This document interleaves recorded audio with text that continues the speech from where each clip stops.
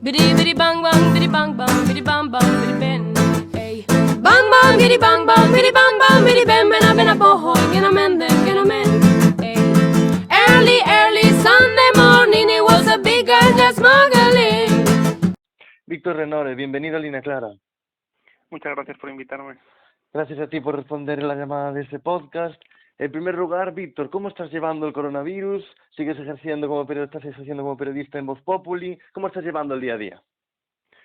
Bueno, pues es una situación que creo que es muy extraña para todos. La mayoría de los periodistas hemos tenido la suerte de que no nos echen inmediatamente del trabajo. Ha habido recortes, pero no ha habido ERES ni ERTES, a ver cuánto dura, pero yo creo que es un poco pronto para ver las consecuencias de esta crisis, y que de momento los periodistas, la verdad, no nos hemos llevado la peor parte, porque han subido mucho las audiencias de los medios, porque la gente quiere detalles, quiere información y quiere análisis sobre lo que está pasando. ¿Resides en Madrid? Sí, vivo en Madrid. ¿Cómo estás llevando esto de seguir en fase 0, 0,5? Bueno, pues yo creo que hay que llevarlo con disciplina, porque cuando hay una crisis nacional es muy importante seguir las instrucciones del gobierno, que haya alguien al cargo y que vele por el interés de todos. Lo que pasa es que me parece que está siendo muy interesante el debate sobre las libertades civiles, hasta qué punto tenemos que defenderlas, esa tensión que hay entre la obediencia, que todo el mundo entendemos que es lo que toca en este momento, y la no renuncia a las libertades civiles, ¿no? Y creo que es un debate, una cosa que me pone un poco triste es que parece que la derecha está bastante más sensibilizada con defender las libertades individuales que la izquierda, ¿no? Porque la izquierda tiene un discurso de lo colectivo que siempre ha primado y que tiene su sentido, pero que yo creo que no se puede dar si no estamos que ese discurso de lo colectivo se tiene que compatibilizar con una defensa tan digamos intensa como hace la derecha de las libertades individuales, que son básicas también.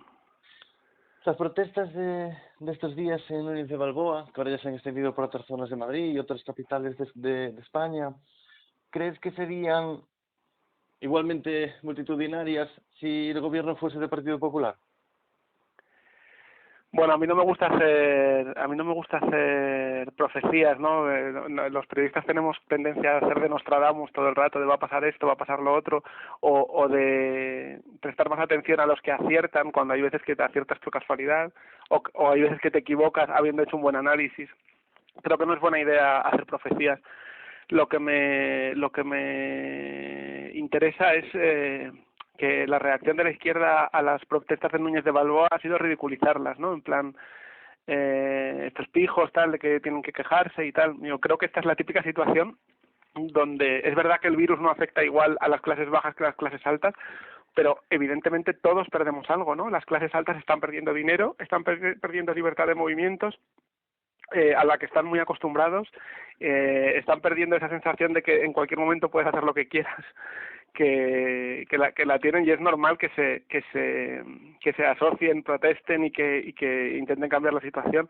Creo que hay que más que reírse de ellos, que siempre es el primer tic que te sale y tal, creo que tenemos que ser conscientes de que la limitación a las libertades personales tiene que ser siempre lo más pequeña posible por el menor tiempo posible, y que eso lo tendríamos que defender igual la izquierda y la derecha. Y creo que lo de Núñez de Balboa, lo que me ha parecido interesante es que seguimos anclados en ese discurso guerra civilista de el barrio de Salamanca contra Vallecas, que en realidad es verdad, o sea, quiero decir, son realidades muy diferentes a las que se trata diferente, pero que es un discurso donde la izquierda siempre pierde, porque la impresión que transmite es la de que queremos ganar en Twitter la guerra civil que se perdió en el del 39. Y eso es una cosa que a la mayoría de la gente, en mi opinión, o por mi percepción, a la mayoría de la gente le parece, lo que le transmite es que hay una impotencia de la izquierda que quiere ganar guerritas culturales en vez de jugar la batalla política que hay ahora. En su libro Arde en las redes, Soto Ibars hablaba de esa guerra cultural, hablaba del concepto de la poscensura y decía que esa batalla cultural se estaba dando especialmente en Twitter. ¿Has hecho referencia a eso? ¿Estamos en plena guerra cultural? Sí, bueno, siempre se está en plena guerra cultural, ¿no? Se están disputando siempre significados, están espacios, lógicas, enfoques. Siempre hay, vivimos en sociedades que, como bien dicen los liberales, son libres y abiertas, y en lo que hay siempre una continua disputa sobre los espacios. Y yo creo que Soto Ibars, tanto en su libro que habla de que tenía un abuelo republicano y otro franquista, como en el de Arde en las redes, es uno de los columnistas que mejor ha entendido esa tendencia de la izquierda a querer ganar en el plano, digamos, simbólico, en lo que llamamos las guerritas culturales, cosas que no puede ganar en la realidad, ¿no? Por ejemplo, es que en Twitter ni siquiera, yo no creo que la izquierda ni siquiera gane la guerra en Twitter, porque la impresión que da es la de un montón la izquierda en muchos casos es la de un montón de trolls que disfrutan linchando a la gente, tengan razón o no, pero es que esa actitud de troll linchadora causa mucho rechazo a las personas. ¿Por qué? Porque a todo el mundo nos han linchado y nos han hecho mobbing alguna vez. Entonces, aunque esta vez le toque el mobbing a alguien que no te cae bien, siempre te acuerdas de eso, y siempre es una actitud que cuando eres un adulto realmente queda muy mal. En tu artículo de hoy, en Voz Populi, escribes sobre, bueno, la revuelta en el barrio de Salamanca y veo el subtítulo y me ha llamado muchísimo la atención, pues te pregunto por él. Hay alguna pregunta más que quería hacerte, pero creo que es muy interesante el artículo que publicas hoy en Voz Populi. Dices, el pop rock español lleva años alertando de la guerra cultural que nos espera. ¿A qué te refieres con eso? Bueno, pues que en el pop español antes era una cosa, por ejemplo, en los 80 que digamos creaba unidad, ¿no? Eran canciones sobre divertirse, sobre pasárselo bien, y que en las fiestas patronales, digamos, del pueblo te traían, yo que sé, a Las, que los Pegamoides, a Danza Invisible o a Loquillo, y se estaban divirtiendo la gente de izquierdas contra la gente de derecha. La gente de izquierdas con la gente de derechas, quiero decir que era un espacio, la cultura era un espacio de consenso, y poco a poco, especialmente desde el 15M, ha habido un cambio en que parece que ahora que sea un partido de fútbol de taburete contra los chicos del maíz, ¿no? Y yo creo que eso es un error, quiero decir, porque, como he dicho antes, es que parece que la izquierda está atrancada en cuestiones de guerra civilismo y que es incapaz de hablar de conflictos actuales, o cuando lo hace de una manera un poco agresiva y panfletaria. Dices en este artículo que ha mutado el tablero global de las guerras culturales en el siglo XXI, hace referencia a libros, a películas, a música. ¿Qué temas de los últimos, dices que a partir del año 2011, entre 2011 y 2015, la izquierda iba ganando, digamos así, la música pop rock, pero que ahora está perdiendo fuelle? ¿Podrías decirme algún tema que indique que antes ganaba y que ahora pierde fuelle?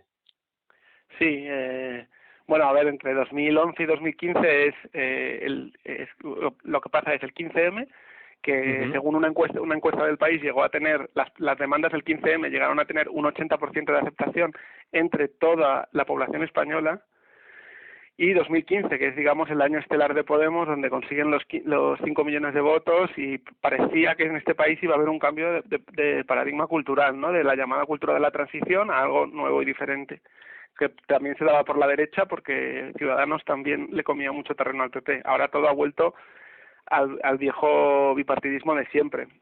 A mí lo que me interesa en el último artículo que hablo respecto a las guerras culturales es, por ejemplo, que quien mejor ha explicado el paradigma que tenemos ahora es un autor cristiano marxista que se llama Christopher Lasch, que escribió un libro que se llamaba La rebelión de las élites. El problema que tenemos ahora es que las élites, los que mandan, los que tienen más dinero, han dejado de sentir responsabilidad hacia la sociedad. Siempre, a lo largo de toda la historia, la gente con dinero y con poder sentía responsabilidad en la sociedad. Vale, yo vivo mejor que vosotros, pero tengo una obligación con vosotros, que es que tengáis educación, sanidad, una buena vida, acceso, por ejemplo, hablo de de antes del Estado moderno, acceso a vuestras ceremonias religiosas, a vuestras fiestas y tal. Había una responsabilidad. En los años 80, con la revolución de Reagan y de Thatcher, las élites dejan de sentir esa responsabilidad hacia los, digamos, subordinados o hacia la gente que no tenía dinero. Y entonces empieza esta tendencia que sufrimos ahora, que es que las empresas están todas en paraísos fiscales, que los ricos se juntan en barrios cerrados donde tienen muchísimos servicios y un nivel de vida muy alto y se sienten totalmente desapegados de lo que le pasa al resto de la sociedad, y ese es el problema que tenemos. Y a mí me parece muy significativo que un analista político como el analista este que tuvo Trump para ganar, Steve Bannon, sea el tío que más ha hablado de Christopher Lasch en los últimos tiempos. Por ejemplo, Christopher Lasch hacía una crítica de la contracultura, de cómo era un movimiento, cómo terminó siendo, aunque tuviera sentido al principio, un movimiento individualista y narcisista, que eso es algo que la izquierda todavía no ha asumido. Que había muchos aspectos negativos en la contracultura, aunque también hubiera otros positivos. Y entonces es alucinante que, cogiendo a un autor claramente de izquierdas como Lasch, alguien de derechas como Steve Bannon haya conseguido o haya contribuido a llevar a Trump a la Casa Blanca. Y entonces creo, lo que estoy diciendo es que debemos prestar más atención a algunos de nuestros analistas políticos, aunque algunas posiciones sean antipáticas. Por ejemplo, Lasch era un tío muy partidario de la familia y de los vínculos comunitarios, que la izquierda, por ejemplo, con la familia siempre ha tenido, con ciertas cosas que crean unión, como los valores familiares o como el sentimiento de querer a tu país, al nacionalismo, pues la izquierda ha tenido siempre como mucho rechazo. Y ahora tenemos situaciones absurdas como que la izquierda tiene un problema muy grande con el nacionalismo español, pero no lo tiene con el nacionalismo catalán, por ejemplo. Y entonces eso hace que un montón de gente, equivocadamente o acertadamente, se aleje de los parámetros. Creo que es una situación muy complicada y donde las batallas culturales tienen un papel importante. Escribiste el 29 de abril en Voz Populi, Jorge Javier y los millonarios bolcheviques de la cultura. Hablabas del Merlos Gate, así le llamaron en Sálvame en Telecinco, y escribías que Jorge Javier pertenece a esa izquierda caviar donde militan Almodóvar, Maxim Huerta, Roures, etcétera, y dices que son amigos de la ingeniería fiscal unos y otros de usar la alfombra roja para reclamar subvenciones. Ese día en el que escribiste ese artículo, la noche anterior, había habido una polémica muy grande en Twitter porque Jorge Javier había dicho que Sálvame era un programa, si no recuerdo mal, de maricones y de izquierda, ¿no? De rojos y maricones, efectivamente. Tú escribiste ese artículo. ¿Cuál es tu opinión del Merlos Gate que hemos sacado el limpio de esa batalla cultural? Bueno, pues yo creo que esto es una batalla que viene de muy lejos, ¿no? O sea, hay una élite global que piensa que puedes vivir como alguien de derechas y defender valores de izquierdas, y eso es bastante cuestionable. Por ejemplo, ¿es de izquierdas alguien como Jaime Roures? Porque es verdad que su periódico público defiende posiciones igualitarias, izquierdistas y tal, pero al final tiene un domicilio fiscal en Holanda y un montón de los impuestos que debería pagar en España por sus beneficios no los paga aquí. O es de izquierdas que un actor como Eduardo Casanova en la alfombra roja de los Goya diga que una de las necesidades principales del país, que estamos en emergencia social, sea que el Estado dé dinero para financiar sus películas, que va vestido con un traje de diseño y que pide subvenciones para sus películas como si fuera algo realmente una urgencia social. Yo creo que hay cierto tipo de izquierda que está muchísimo más cerca de las élites que de la gente común y que hace mucho daño, porque la derecha siempre los puede poner como ejemplo de mira, la izquierda es esto, unos hipócritas que tienen un montón de dinero y aún así nos están regañando y dándonos discursitos sobre qué es lo que debemos hacer. Y yo creo que por ejemplo, a mí no me parece correcto que Pablo Iglesias acuda al Parlamento como si fuera de camping y cuando tiene que ir a los Goya se vista un frac. O sea, porque lo que haces es el mensaje que estás mandando es que te impone más respeto la ceremonia de los Goya con sus alfombras rojas, sus fracs y sus copitas de champán que el sitio donde reside la soberanía nacional, que es el Parlamento, ¿no? Ujú. Escribiste, bueno, varios artículos. En el año 2014 escribiste sobre indies, hipsters, gafapasta y gafapastas. En ese libro cuestionabas esa cultura, cuestionabas la cultura indie y te preguntabas por qué todo el mundo aspira a ser moderno y aludías a la cultura, a ese tipo de música, incluso hablabas sobre la reina Leticia, que iba a escuchar a grupos como Los Planetas, Super Submarina, hablabas del 15M. ¿Qué es para ti esa cultura indie, hipster y gafapasta? Bueno, pues para mí, bueno, yo escribí ese libro desde mi experiencia personal y laboral, porque yo durante mucho tiempo fui el más indie, hipster y gafapasta de España, vamos, uno de los más. Entonces me di cuenta de que esa cultura, a medida que me hacía adulto, no me parecía satisfactoria. En el fondo en muchos sentidos es una compensación simbólica de carencias materiales. Es como, bueno, yo no tengo mucho dinero, ni tengo muchas posibilidades laborales, pero mi tipo de consumos culturales me incluye de alguna manera en la élite, ¿no? Porque yo soy un chico que ha ido a colegios privados y que ha estudiado inglés, entonces España es una cosa como súper cutre y realmente donde se hace una cultura interesante es en Londres, en Nueva York y en Los Ángeles. Entonces eso es un tipo de forma de alienación, ¿no? En los años 70 de alienación cultural o de alienación simbólica. Sí. Creo que, por ejemplo, en los 70 la izquierda hablaba mucho del imperialismo cultural. Se preguntaba a la gente por qué siempre vemos películas gringas, porque siempre leemos autores gringos y les damos más valor que a lo que se hace en nuestras ciudades, ¿no? Algunos textos de la izquierda en los años 70, ellos hablaban del colonialismo cultural, de cómo nos influían mucho más las películas estadounidenses, los libros estadounidenses, la música estadounidense, y que no dábamos un valor suficiente a las cosas que se hacían cerca porque nos parecían de paletos, ¿no? Que es que el mundo anglosajón estaba más avanzado. Creo que la cultura hipster, indie y gafapasta es precisamente eso, ¿no? Pensar que todo lo interesante se hace en Londres, en Nueva York y en Los Ángeles. Y creo que hay que recuperar un poco este concepto de imperialismo cultural, que ahora no solo tiene que ver con los contenidos, sino también con las empresas de distribución, porque somos incapaces de tener un ecosistema cultural que no pase por Silicon Valley, por Amazon, por YouTube, por Google, y creo que esto va a ser uno de los temas y de las batallas más interesantes en los próximos años, porque no somos capaces de tener estructuras digitales europeas o españolas y decidir cómo circula nuestros datos, nuestras redes sociales, nuestros contenidos culturales. Uh-huh.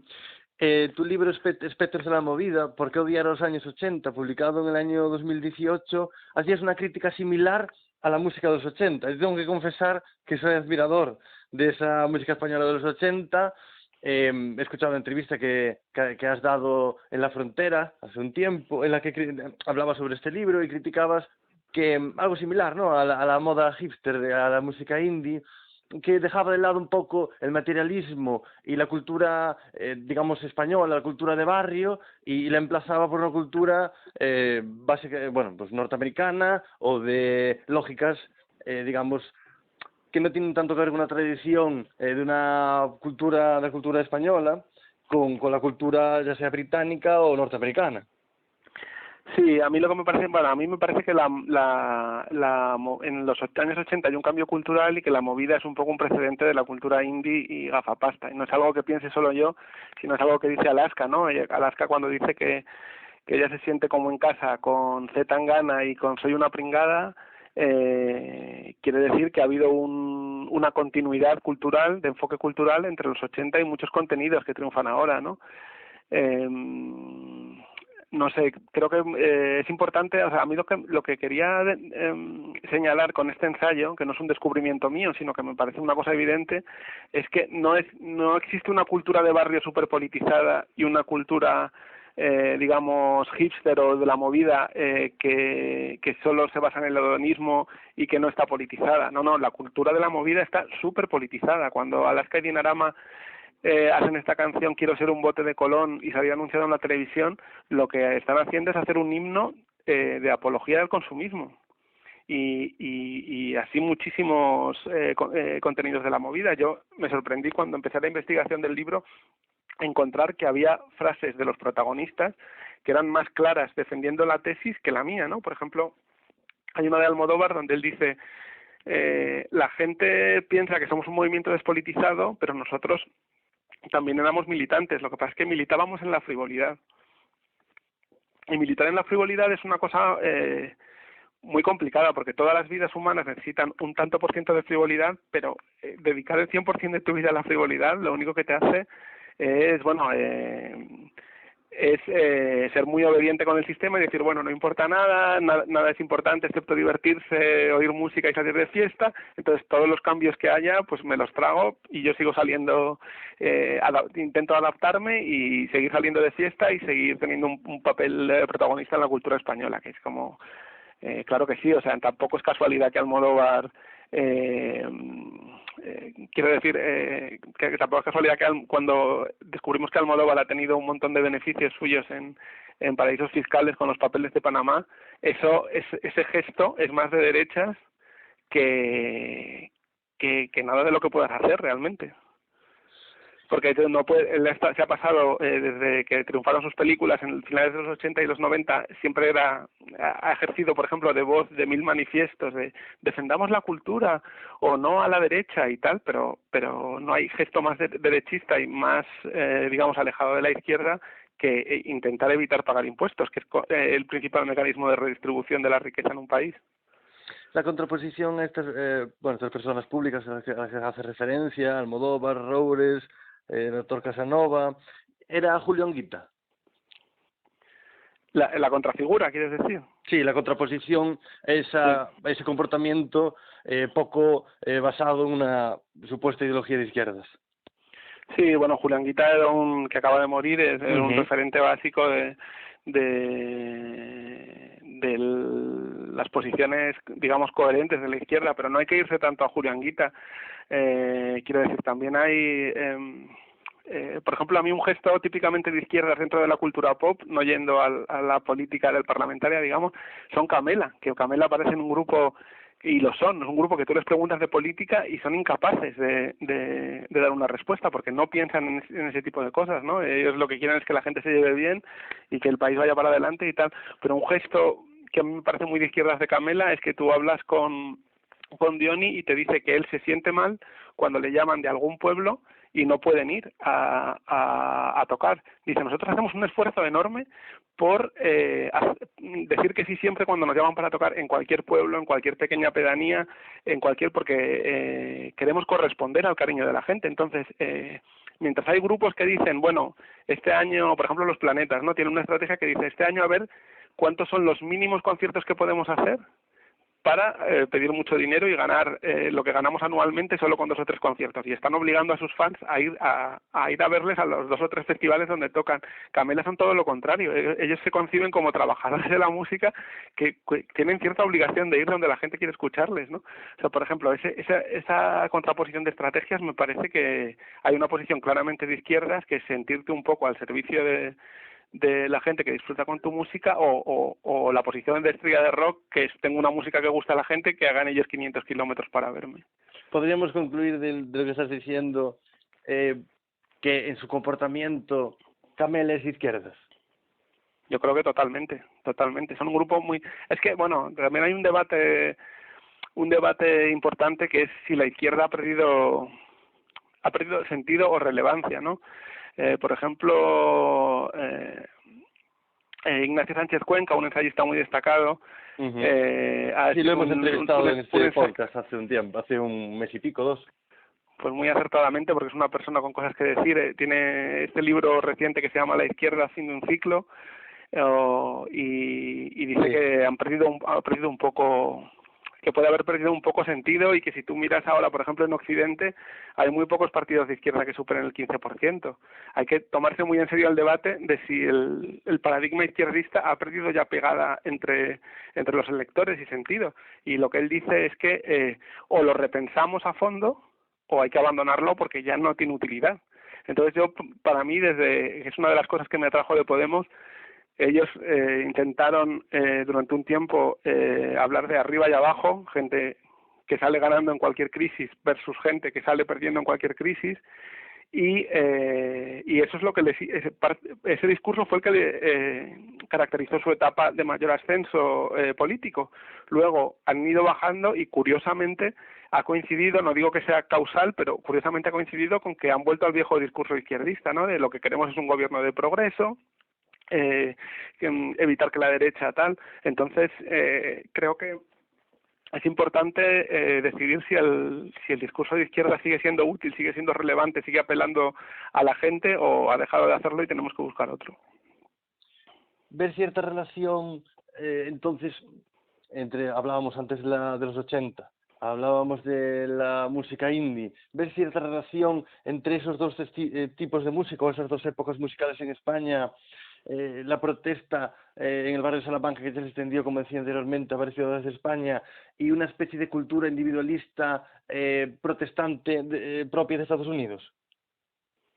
Sí, totalmente. O sea, creo que a ver, por ejemplo, protestante, y diría cultura protestante, y diría narcisista, ¿no? Otra cosa que me impresionó de Alaska, que es una mujer súper inteligente y como icono pop es casi perfecto, es una vez que fui se hacía una exposición sobre Andy Warhol en el Caixa Forum, y uno de los días ella hablaba, entonces me acerqué a escucharla, y decía que Warhol había sido el máximo visionario de la cultura actual, ¿no? Porque dice,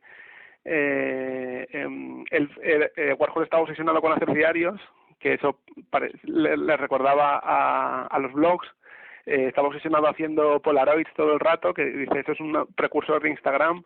Hizo un proyecto que se llamaba Warhol TV, que era contar más o menos su vida a través de la televisión, que eso es muy parecido a YouTube, y decía, es que claro, tú te pones a estudiar a fondo a Warhol y realmente tuvo unas intuiciones que han sido lo que se ha acabado imponiendo ahora en la cultura actual. Y yo creo que eso tiene que ver con que Warhol, especialmente su última etapa, porque tuvo una etapa que era un poco crítica con el capitalismo y luego ya se volvió una apologeta, se dio cuenta de que uno de los motores centrales de la sociedad actual era el narcisismo, ¿no? Totalmente convertirnos todo el rato como en estrellas de rock de nuestra propia vida. Una de las frases de Warhol era que decía, en el futuro todos seremos famosos durante 15 minutos. Yo creo que en esa se equivocó, y lo que nos ha dado el futuro es que ahora todos somos famosos para 15 personas a través de nuestras redes sociales. Pero es lo que define a la cultura actual para mí es esa sensación de que tienes que ser una estrella para los demás, no un igual, sino alguien que está siempre por encima y del que cualquier pequeño detalle cotidiano importa.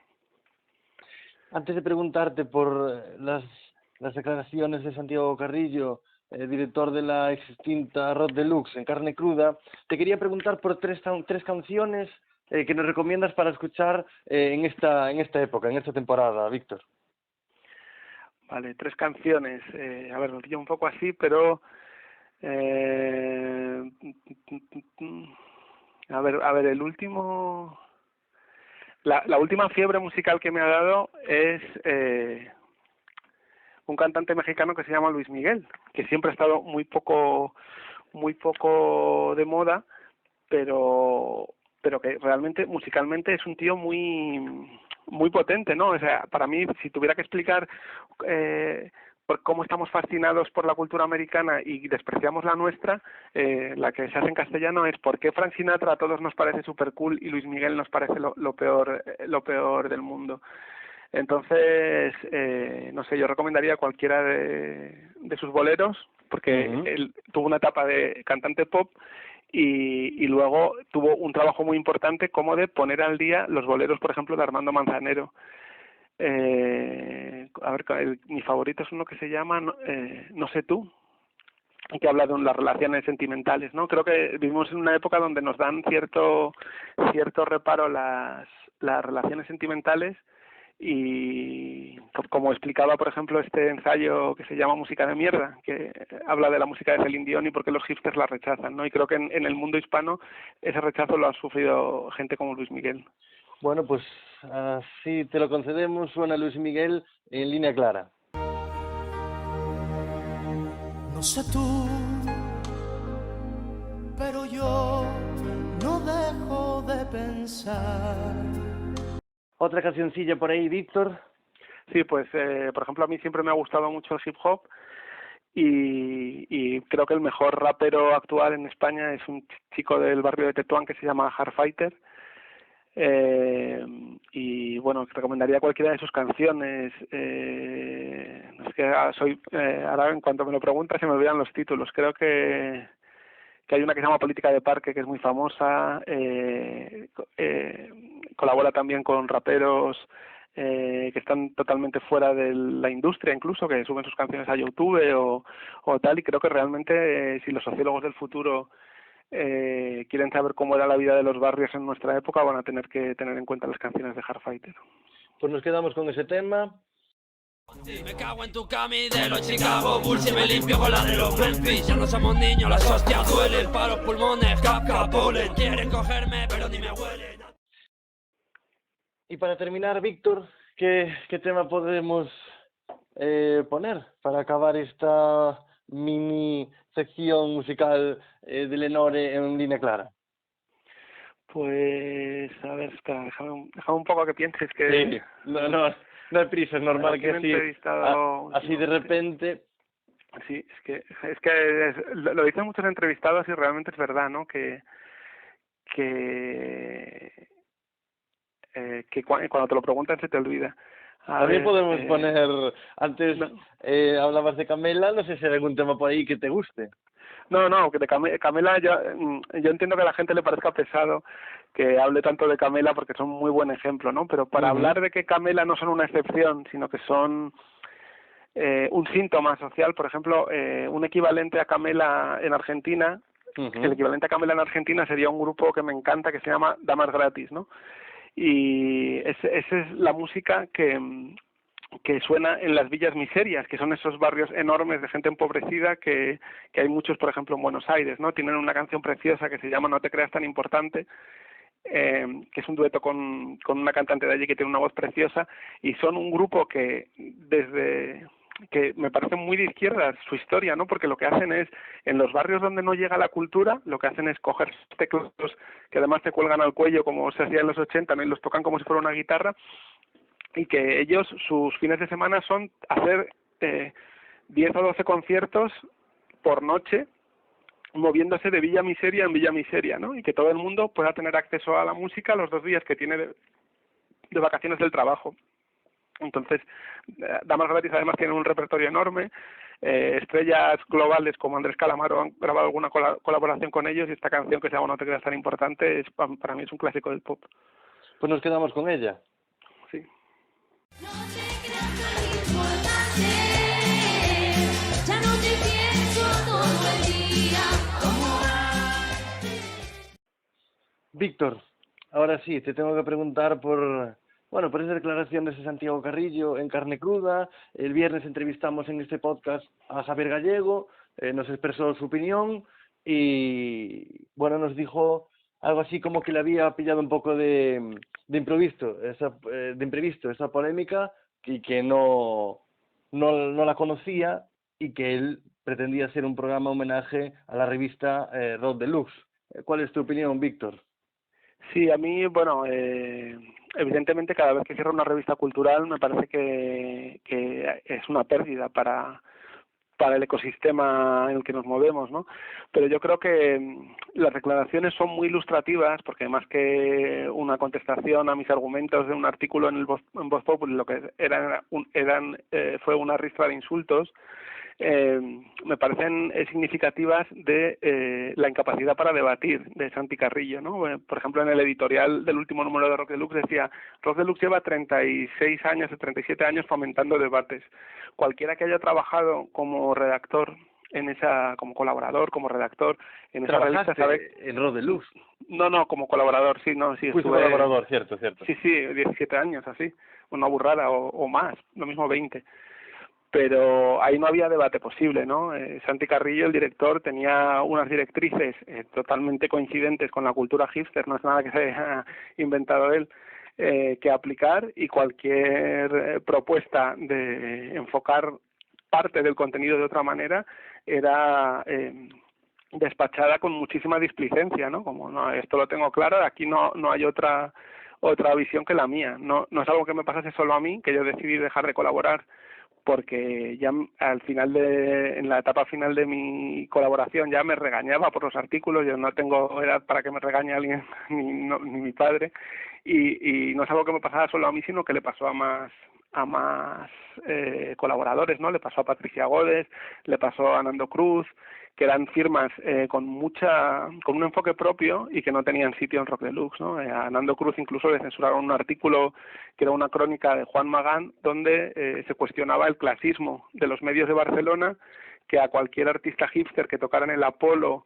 o en clubs de moda así se le cubría, pero Juan Magán, que es el único artista español que ha creado un género musical que ha tenido eco internacional, que es el electrolatino, y además Juan Magán apostó por los sonidos latinos mucho antes de que triunfaran el reggaetón y el trap latino, ¿no? Y Santi Carrillo vio su artículo donde cuestionaba el clasismo de los medios de Barcelona y dijo que eso no se publicaba en su revista. Entonces es una revista a la que yo creo que ha matado, entre otras cosas, le han matado, como dice Santi Carrillo, le ha matado los cambios culturales que ha habido, pero sobre todo le ha matado pensar que el periodismo cultural es un escaparate cuando en realidad es un debate. O sea, yo lo que les pediría a los medios, las que se llaman revistas de tendencias, Cool y Chic, que se den cuenta de que el periodismo es debatir y no ser un escaparate de una tienda de lujo. Seguramente a los que escuchen esta entrevista, a las personas que nos escuchen este podcast, quizás se les queda la sensación de que de fondo denuncias una sensación o tu sensación de que quizá hay autoodio en España hacia la cultura propia, hacia la forma de ser propia, nuestra. Sí, bueno, yo más que autoodio lo llamaría... Con forma de ser me explico a la cultura, ya sea musical, a la forma de expresarnos, de comunicarnos y de vivir. Sí, totalmente. Yo más que autoodio lo llamaría complejo, ¿no? Todos tenemos claro que el otro día en Voz Populi entrevistaba a un disc-jockey latino que se vino a venir a Barcelona y a Madrid, que se llama Meneo, que a mí me gusta mucho, y decía que él tiene un grupo que se llama Peineta, donde hacen música claramente española, ¿no? Y decía que no había visto en ningún otro país que hubiera tanto o rechazo o distancia con la música propia. Esto tiene que ver con muchas cosas, ¿no? Por ejemplo, el franquismo intentó apropiarse de la cultura popular para decir que ellos defendían lo nuestro, y entonces en la izquierda eso creó como una distancia, ¿no? No, esta es la música que promocionaba Franco, nosotros tenemos que apostar por algo diferente.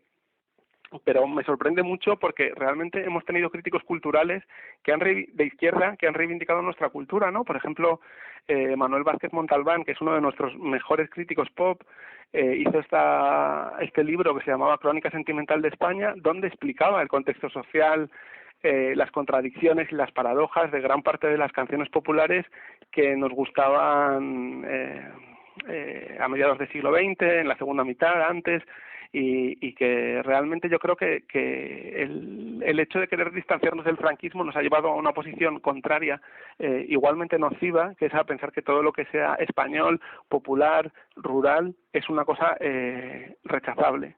Y creo que hay que hacer un análisis más fino, un análisis en la línea del que hacía Manuel Vázquez Montalbán en su Crónica Sentimental de España, y que es una línea de trabajo que no se ha seguido y que debemos retomar. A nuestros invitados, a los protagonistas en línea clara, hoy eres tú, Víctor Lenore, les preguntamos para terminar la entrevista cómo imaginan el futuro. ¿Tú cómo lo imaginas, Víctor? Bueno, a ver, entiendo tu pregunta, pero cómo lo imagino yo es bastante poco irrelevante. Yo creo que una cosa muy interesante de lo que se comenta ahora es que si tú abres Netflix y te pones a ver todas las series que te ofrecen, todas las que están en el futuro son distópicas. Por ejemplo, como Black Mirror, ¿no? Todas las cosas que pasan dentro de 30 años son un desastre. Creo que vivimos como especie un momento en el que realmente yo creo que con bastante lucidez pensamos que tenemos todas las papeletas para que esto vaya peor. Y creo que lo importante de este momento es pensar que si queremos que no sea así, si queremos que las cosas vayan a mejor, eso requiere un esfuerzo muy grande y un cambio de enfoque personal en un montón de cosas, ¿no? A mí muchas veces me llaman reaccionario porque digo que hace 4 o 5 décadas no se vivía peor que ahora, ¿no? Tenemos ese mito del progreso que pensamos que siempre las cosas van a mejorar. Yo creo que no, que cuando llegó la sociedad de consumo en los años 50 y 60 se produjo lo que Pasolini llamaba un genocidio cultural y que nos volvimos una especie distinta, mucho más preocupadas por nuestras necesidades individuales que por el bien colectivo. Y creo que hay que retomar ese enfoque y pensar que para mejorar en muchos aspectos hay que dar marcha atrás. Pues Víctor Renore, muchas gracias por haber estado en Línea Clara, un saludo y hasta pronto. Gracias a ti por invitarme. Biddy biddy bang bang, biddy bang bang, biddy bang bang, biddy ben. Ey. Bang bang, biddy bang bang, biddy bang bang, biddy ben. Ben a boho, get a men, get a men. Ey. Early Sunday morning, it was a big girl just smuggling. In a the mood, me a pick a libud and me a load them down in on the top. One by one, load up the gun, all of the ganja it around. Put it on a plane, that we gonna Spain. Money just a pour like rain. Me just a muggle up a lane in a road go chain. Me and my girl named Jane. I went downtown. Say I went downtown. I saw Miss Brown. Say I saw Miss Brown. She had some sugar, hot brown sugar. Booga wooga, kinky reggae.